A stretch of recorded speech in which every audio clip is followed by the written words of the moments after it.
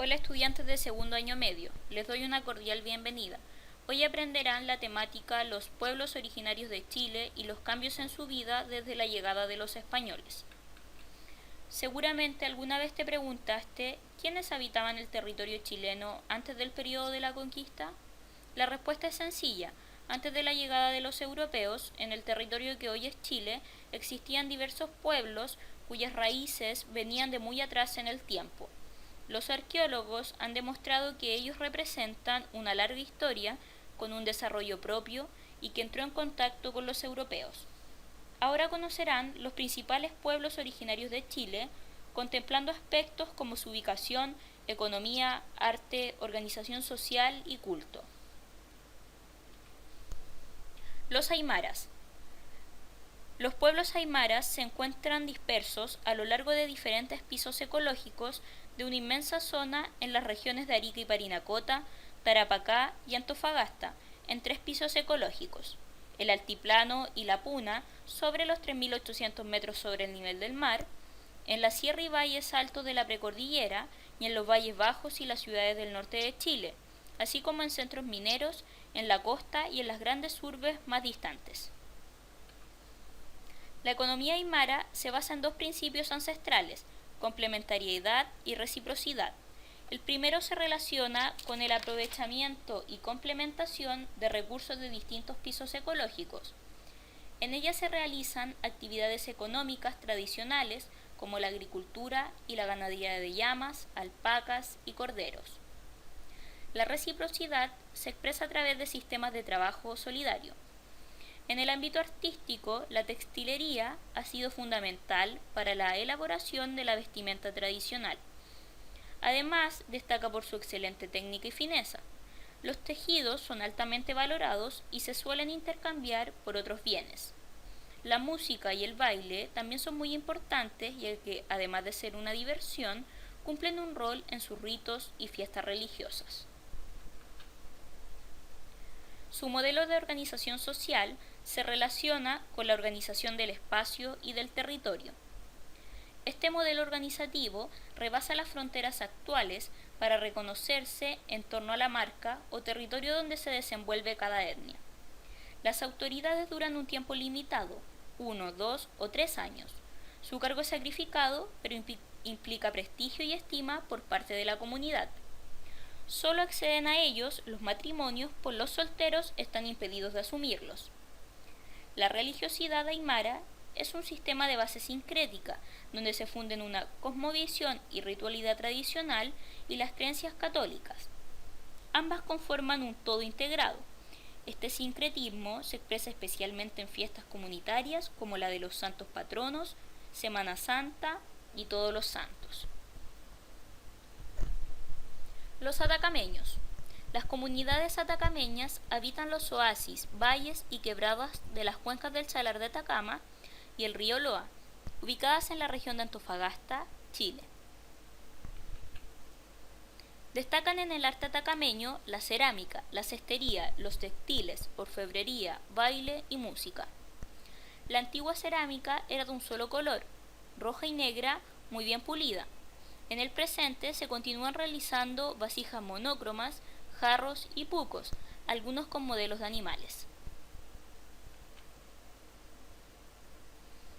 Poseen una economía tradicional de base agroganadera, la que practican en un territorio integrado por diferentes pisos ecológicos, los cuales identifican, clasifican y explotan de diferente forma según los recursos que ofrecen. La agricultura se desarrolla en los oasis y en las terrazas.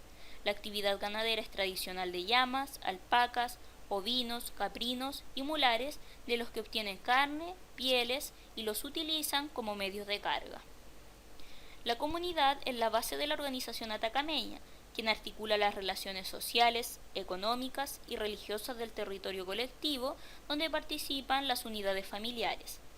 La comunidad es la que organiza y controla los recursos naturales de producción, la inclusión de nuevos miembros, la identidad y pertenencia de ellos, así como también defiende y representa sus intereses frente al Estado y frente a otras comunidades. Dentro de la cosmovisión atacameña, algunos grandes cerros son sagrados a nivel local y o regional y se asocian al abasto de riqueza ganadera, minera, de agua, agricultura, fertilidad, fenómenos atmosféricos, salud, protección o prosperidad. Por ende, se les rinde ceremonia y ofrendas a estos lugares sagrados. Los changos habitaron la zona del desierto de Atacama hasta Coquimbo, específicamente la zona costera.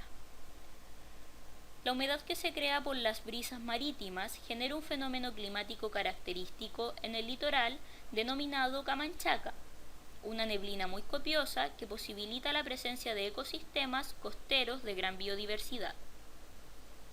Fueron cazadores y pescadores marinos especializados de gran movilidad, la que fue favorecida por el uso de balsas de cuero de lobo marino, una embarcación muy resistente y ágil que permitía la pesca en alta mar. La manifestación artística más notable de los antiguos pueblos costeros es el arte rupestre. Emblemático es el sitio del Médano, ubicado en una quebrada al norte de Taltal, en donde se encuentran rocas y farellones pintados con rojo, con escenas relacionadas a la vida pescadora de hace 10.000 años. Los dibujos representan seres humanos cazando y arponeando desde sus balsas de cuero. Se ha planteado que estas poblaciones costeras se organizaban en bandas basadas en la familia nuclear o extensa. Económicamente eran autosuficientes y de carácter independiente. Las informaciones sobre creencias religiosas de los changos son bastante escasas. Se supone que sus actividades ceremoniales se relacionaban directamente con el mundo del mar. Además, el culto a los muertos ocupa un lugar privilegiado, ya que los sepultaban acompañados de herramientas de trabajo y otros objetos, pues creían que seguirían sus faenas mineras en la otra vida.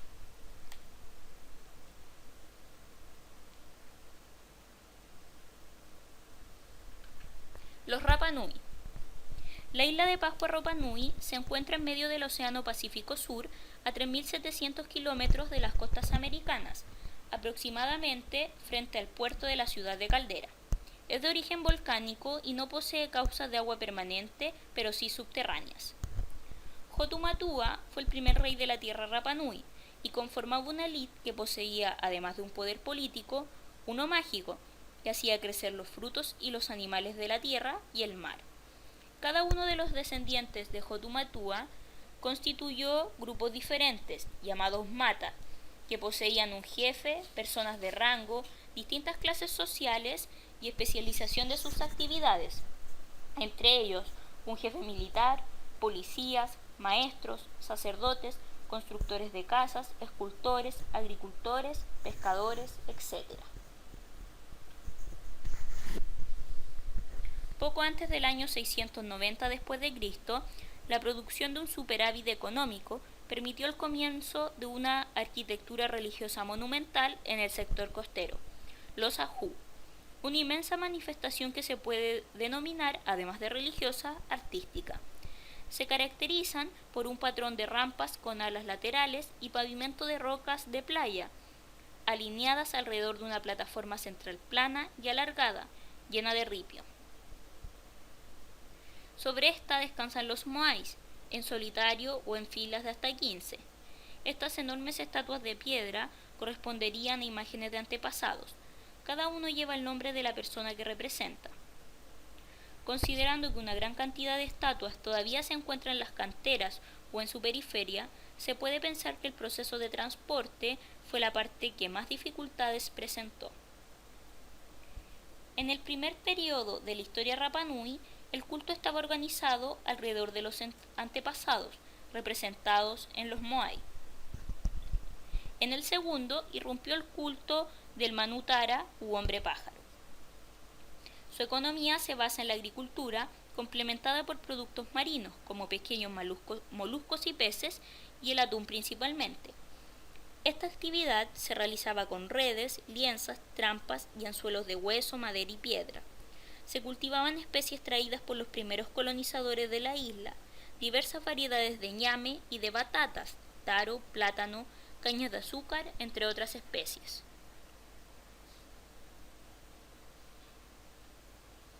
Los mapuches. A la llegada de los españoles, habitaban gran parte del sur de Chile, dividiéndose en subgrupos según la zona geográfica. Los primeros investigadores reconocieron a los picunches, que poblaban desde el río Maule hasta los ríos Itata y Biobío. Los araucanos desde estos últimos hasta el Tolten. Los pehuenche en la zona cordillerana desde Chillán hasta Antuco, y los huilliche entre el río Tolten y el golfo de Corcovado, incluida la isla de Chiloé. Es decir, los mapuches ocupaban ambientes y paisajes diversos. Los cambios ocurridos durante la conquista y la colonia española produjeron una notable unidad cultural y, sobre todo, política y social de este grupo, y luego del sometimiento a la República de Chile, una parte considerable de este pueblo migró a la ciudad. La economía mapuche ha variado en el tiempo. Al contacto con los españoles, esta se centraba en la caza y recolección, complementándose con la semidomesticación de camélidos y una producción hortícola no intensival. En esta misma época se produce la incorporación del caballo. Luego los mapuches incorporaron la ganadería bovina, inaugurando y encabezando un circuito mercantil fronterizo entre Chile y Argentina, convirtiéndose en los mayores traficantes de caballos y ganado de Chile. Se puede decir que el arte mapuche es síntesis de dos importantes tradiciones, la prehispánica y la hispanoeuropea. En ella se plasman su ideología y cosmología, y por ser tradicional, el arte es traspasado de generación en generación.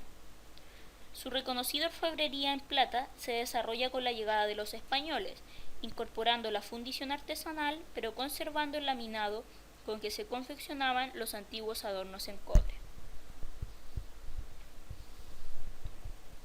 Los mapuches poseían una organización social familiar patrilineal poligámica. Luego se produce una jerarquización social para tiempos de guerra, donde nace la figura del toqui, muy funcional para el sistema de guerra. Las autoridades coloniales tratan de fortalecer la figura del lonco o jefe de comunidad con muy poco éxito. Sin embargo, ello no resulta en la integración de los mapuches a la sociedad chilena. La religiosidad mapuche actual está teñida por el sincretismo de los conceptos inducidos por la evangelización cristiana, los que se integran a la cosmología mapuche tradicional, generando como consecuencia nuevas dimensiones de lo sagrado, símbolos y ritos. Los solas chamanes y machis convocan en los ritos a las cuatro grandes deidades, el anciano, la anciana, el joven y la joven. A su vez, el Wenumapu se divide en 4 cielos, que ordenan el número de bailes o de oraciones que componen el guillatún o rogativa, una de las ceremonias mapuches más importantes. Los tehuelches. Los tehuelches se ubican en la Patagonia, entre el río Negro y el estrecho de Magallanes. Aunque se han reconocido varias parcialidades, tenían relaciones muy fluidas, por lo que es difícil definir límites rígidos representados por ríos o algo así. Antes de la introducción del caballo, la estructura básica habría sido la familia nuclear, constituyendo una docena de ellas unas bandas. Esta asociación voluntaria de varias familias reunidas en tolderías se realizaba para complementar la actividad de caza. Durante el periodo siguiente, el ecuestre, la adopción del caballo significó una revolución en casi todos los sentidos. Los grupos, cuantitativamente hablando, pasaron a ser más importantes y este animal se convirtió en un bien de intercambio y prestigio que jerarquizó a los componentes del grupo. Cazaban básicamente el guanaco, cuya carne era la más preciada, pero también cuya piel constituía materia prima de vestido, abrigo, habitación y otras necesidades. Para cazarlos utilizaban la boleadora, cercando la presa mediante una estrategia de semicírculo, usando caballos y perros. También recolectaban vegetales comestibles y medicinales, así como mariscos en la costa. La pintura, clave en el arte tehuelche, fue utilizada sobre distintos soportes. En el cuerpo utilizaban pinturas faciales y corporales a manera ceremonial y cotidianamente como protección contra el clima. Las pinturas de distintos colores fueron hechas en base a grasa animal. y también se tatuaron por medio de incisiones en la piel. Sus creencias míticas hacen referencia a seres superiores de los cuales descendían. Kuch fue su ser supremo, todopoderoso, ordenador del cosmos, creador del sol y de la luna, y quien después de separar el agua de la tierra se retiró a descansar al oriente. Creían en la existencia de seres milagrosos, moradores de lo subterráneo y siempre dispuestos a hacer daño, los Walichu.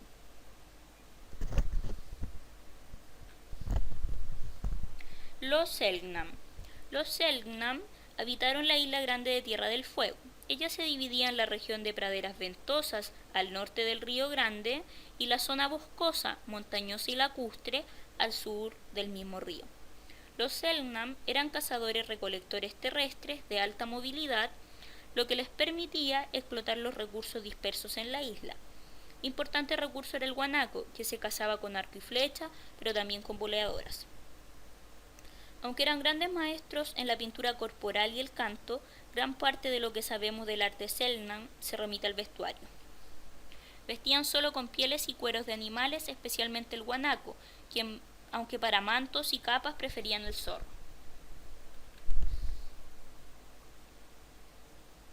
La isla grande de Tierra del Fuego estaba dividida en tierras en donde vivían grupos ligados por parentesco.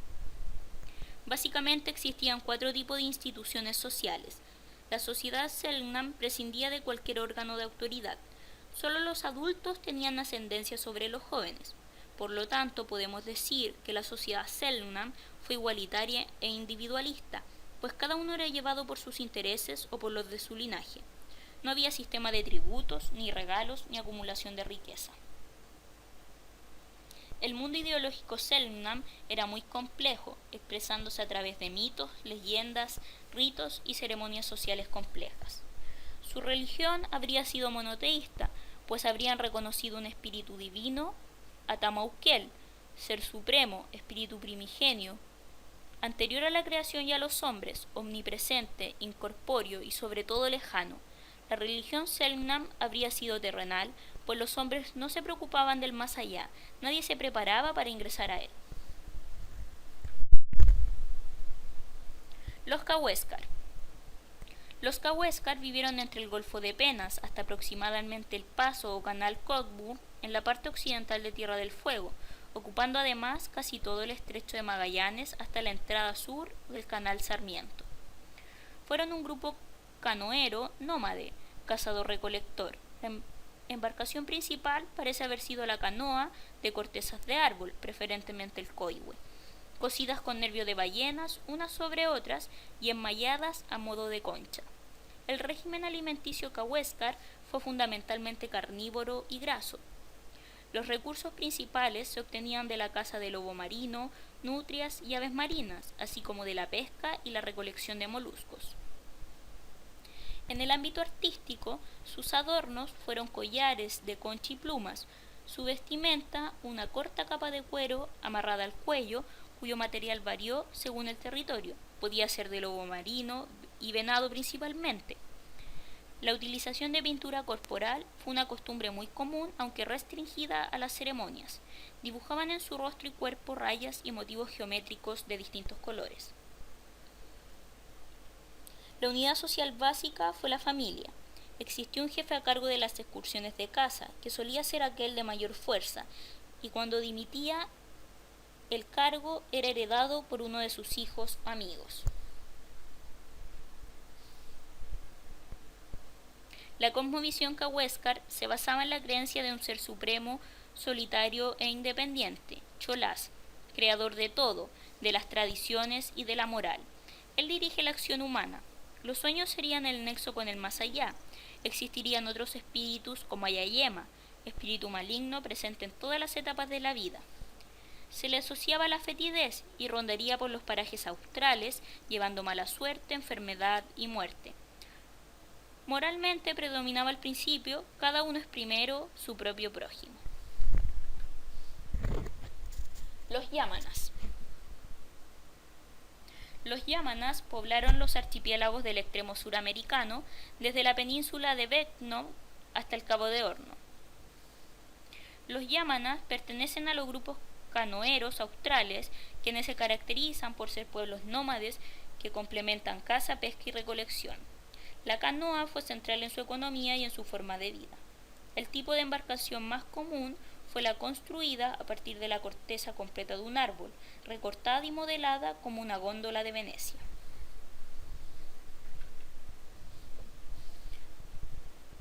Todos los yámanas se pintaban el cuerpo, variando el motivo según la ocasión. Utilizaban el blanco, rojo y negro. Los motivos eran líneas, puntos y a veces círculos, cuya significación es un código compartido por la sociedad en cuestión, estando el factor estético presente en todos los ámbitos. La unidad social fundamental yámana era la familia, que se componía de padres e hijos. Esta era independiente, fuertemente cerrada y la única estructura social claramente determinada. Tenía como deber social educar a los hijos de acuerdo a los principios vigentes y en pos de las metas sociales tradicionales. No existía ordenamiento jerárquico ni tampoco una autoridad única al interior de la comunidad, ya que era toda ella quien velaba por el cumplimiento de sus tradiciones. A su vez, la población yámana estaba dividida en grupos locales. Reconocían como ser supremo a Watawinewa, dueño de todo lo que existe, quien da y toma la vida a los hombres, donador de la flora y de la fauna. El código moral yámana representó su voluntad. A él se habrían dirigido con rezos libres, agradeciendo y solicitando protección. La ritualidad era practicada irregularmente y en un ámbito personal. A continuación, puedes observar un resumen de la ubicación de los distintos pueblos originarios en el territorio chileno. Ahora se analizarán los cambios en la vida de los indígenas desde la llegada de los españoles. Una vez iniciada la conquista de América, las autoridades españolas debatieron intensamente acerca de la situación jurídica de sus habitantes y la forma de integrarlos en la sociedad colonial. Algunos teóricos cuestionaron la condición humana de los nativos americanos, mientras que otros defendieron la idea de que eran individuos con derechos similares a los de los europeos. Finalmente, los indígenas fueron reconocidos como súbditos de la corona española, no como enemigos que podían ser esclavizados o aniquilados, pero declarados incapaces relativos, es decir, como sujetos que requieren de la tutela de un español. A su vez, fueron utilizados como mano de obra en trabajos mineros y agrícolas. La encomienda se estableció como una forma de retribuir los servicios prestados por los conquistadores a la corona. Por este sistema, un grupo de indígenas era entregado a la tutela de un español, quien obtenía así el derecho de cobrar o recaudar el tributo de estos nuevos súbditos. El encomendero debería protegerlos, alimentarlos, vestirlos y costear su evangelización, además de cumplir deberes militares para con la corona. En la práctica, la encomienda derivó en una servidumbre personal, debido a la posibilidad de cobrar el tributo indígena en metales preciosos, especies o trabajo. Hubo una serie de denuncias por malos tratos, y además de la encomienda, hubo otras formas de organizar el trabajo indígena, como el repartimiento y la mita. El repartimiento consistía en la ocupación de grupos de indígenas, encomendados o no, para trabajos en obras públicas o labores agrícolas, y era aplicado por las autoridades de una ciudad a las poblaciones de naturales que vivían en los alrededores de esta. La mita era un sistema de trabajo por turnos que habían instaurado los incas y que mantuvieron las autoridades españolas. Consistía en el trabajo obligado de un tercio de la población de una comunidad indígena durante algunos meses del año, generalmente en minas y haciendas. A menudo los indígenas se resistieron a estas imposiciones y para disciplinar su comportamiento los españoles aplicaron castigos físicos. Aunque algunos historiadores difieren en torno a las cifras, concuerdan en que la caída de la población indígena fue drástica. La principal causa fue la propagación de epidemias desconocidas en el continente, como la viruela, el sarampión, la sífilis y la influenza. Por otra parte, Los trabajos forzados en minas y plantaciones, así como las violentas incursiones españolas para capturar esclavos, fueron también causas de aumento de la mortalidad entre la población indígena. El encuentro de dos culturas, sincretismo cultural. La asociación entre las creencias y costumbres indígenas y españolas resultó en lo que se conoce como sincretismo, es decir, la fusión de elementos de culturas distintas que se manifiestan en diferentes ámbitos de nuestra vida cotidiana. El sincretismo cultural se manifestó principalmente en las prácticas religiosas, ya que la imposición del cristianismo no logró eliminar las concepciones religiosas de los indígenas. Así, por ejemplo, algunas creencias indígenas fueron vinculadas con ritos cristianos, dando origen a nuevos cultos, como el de la Virgen de la Tirana en el norte de Chile, en el que, tras la adoración a la Madre de Jesús, aparece la figura de la Pachamama o Madre Tierra.